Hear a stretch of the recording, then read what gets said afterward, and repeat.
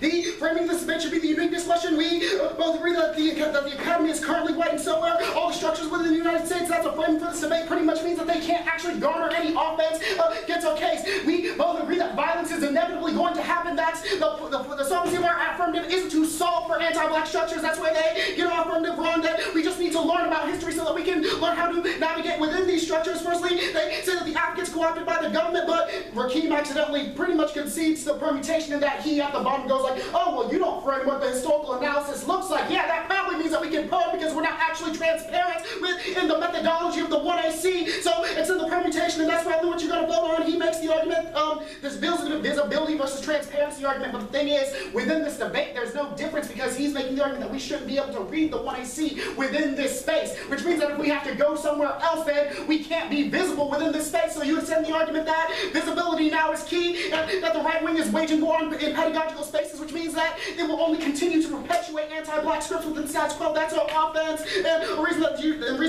you should vote affirmative. And once again, the poster child DA says that we're just going to become another part of the academy, that they're going to create our own department for us. But firstly, that's not the 1AC. Our historical analysis is simply a record of power structures over time. There is no department to be made in this and that. Once again, they don't know what the app looks like. There's no department to be made here. We're not a strategy, we're a tactic. We are transparent. The simple statement, learn about history, isn't something that can be co-opted. And once again, they extend their wilderness argument that talks about there's no history. Firstly, their genealogy arguments in terms of kinship don't link to the app. We're not tracing back our bloodlines over here. So that argument doesn't link to the app whatsoever. And also their wilderness argument is the uniqueness of the app. We agree that history has been co-opted by whiteness. That's what gives the historical analysis inherency, I guess you could say, because that's the reason why. That's what links to the hypermasculinization of the black body, which is what we're trying to investigate and interrogate within the performance of the 1AC.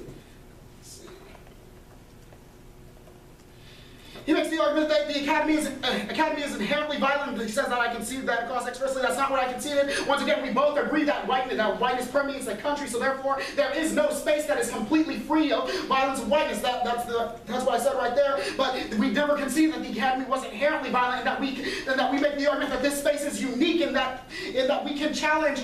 We can use this as a micro-political stage to challenge whiteness, which is inherently important. So you can send those arguments. And the impact of that was that if we engage in this opaque methodology, it creates violent policies that continue to oppress other black people. And you can send me and Aaron's argument throughout this entire debate that opacity is a form in which we continue to oppress other black bodies within these spaces, and that this is a bad argument to read against other oppressed individuals because you're disenfranchising their voices within this space, in which case you just become a tool of the slave master. And also it said that narratives are good. That's our James 07 evidence that says that by injecting narratives into political space, we can make movements against social injustice.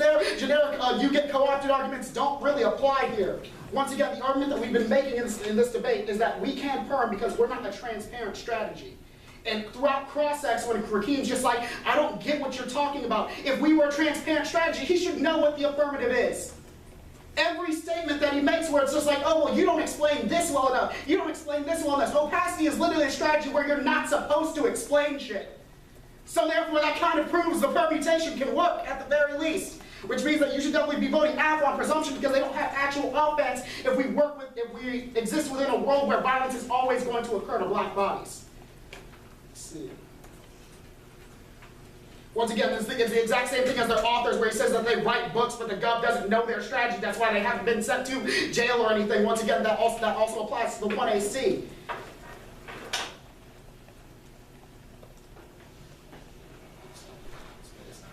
They argue that they need to steal away this space in order to work. That would probably be very similar to the pedagogical disruption that we argue. We said that these two can work in conjunction with it, where they say that they're stealing this space through opacity and we're breaking down the space through a pedagogical disruption.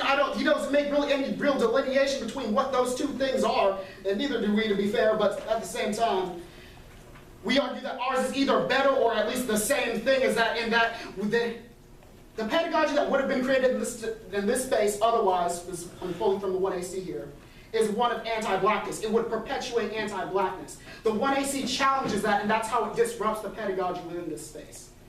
They argue that they're stealing away this space through their process of opacity. but we'd argue that they're essentially the same thing. It's just a disruption of pedagogy that would otherwise have been created had these arguments not been brought into the space.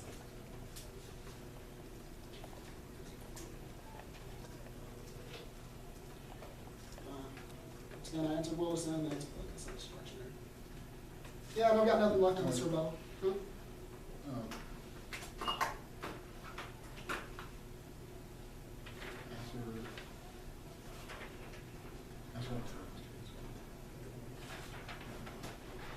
Once again, they said that the opacity turns the case and solves for the case. Firstly, no way. Once again, we made the argument that opacity is inherently bad when black people run it against other black people, and it can't possibly solve for the case because no opaque methodology means that we're not in the space, which is the visibility versus transparency debate.